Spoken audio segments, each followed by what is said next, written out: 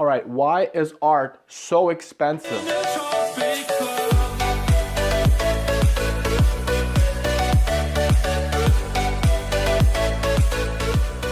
As you guys know, there are hundreds of paintings being sold for millions and millions of dollars. And the sad part is, a lot of these paintings are really not that good. And here's just a few examples, okay? The Blood Red Mirror sold for $1.1 million. Untitled in 1961 for $28 million. Untitled in 1970 for $69.6 million. The artists are so lazy they can't even title their own artwork. Sad.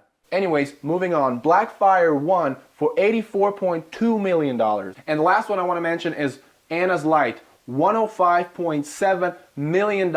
I guarantee you any of you guys could probably replicate the same thing as these art pieces that go for a crazy amount of money. And the question is, we're probably asking how and why. All right, in order to sell a painting, you got to know that there are three different kinds of buyers out there. There are the people that actually love art and that actually are fanatics of it, and there are a very small percentage of people like that that actually exist that so happen to be millionaires or billionaires that buy paintings for that much. And the second one is the investors, where they buy for cheap but sell for more. And the third one is the very wealthy people that just want to feel that they have status in society by having a particular art piece. And the way it works for an art piece to get really expensive, okay, so there's two kind of different markets. There's a primary market and the secondary market. The primary market is where you go directly to the studio where it's been drawn, painted, or sketched, and the investor buys the painting from the artist.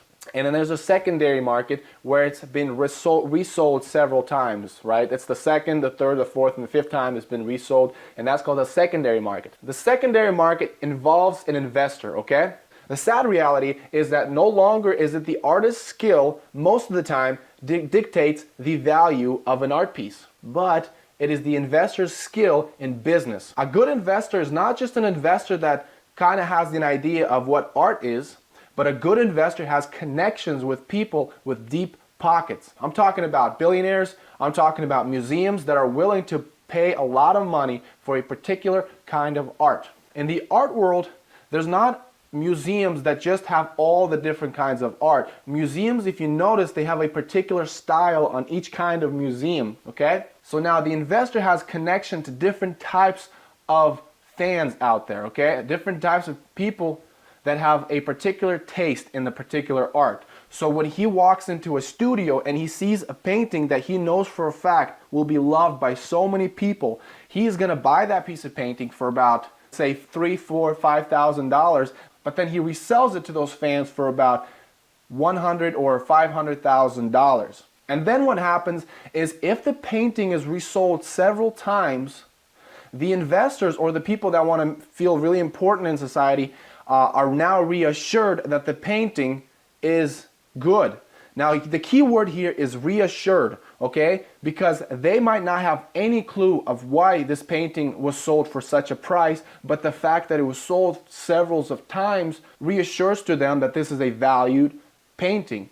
Because now this painting has history. It's been in places where it has a mark, it has a trademark of where it's been. So for example, let's say a millionaire walks in and buys a painting of an apple. Now this millionaire becomes a billionaire from his business, but this apple has been hanging in his house. So now let's say this millionaire is about to die, and so his family wants to sell his stuff, including the painting. The painting now has a lot more value because of where it was. It belonged to a very important person.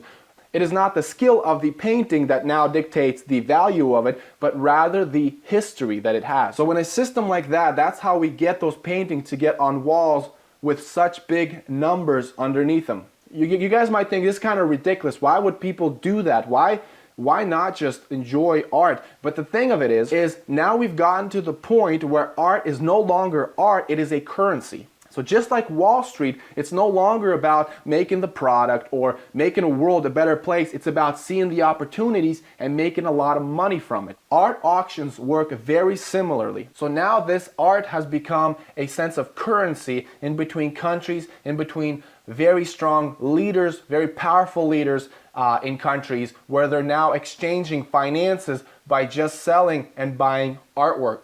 So what is the takeaway from all this? Just because a particular art piece has a high amount of numbers in it doesn't mean it's a good art piece. So therefore, do not be influenced by the money or the numbers or the businessmen that think this is good and this is a bad art frame, but develop a true sense of taste for good skill, good art, good creativity, and don't let anybody influence why and how you think that, because it takes true skill not only by studying different artworks but doing your own artwork. And again, guys, thank you so much for watching, and don't forget to subscribe, because this is where we talk about art.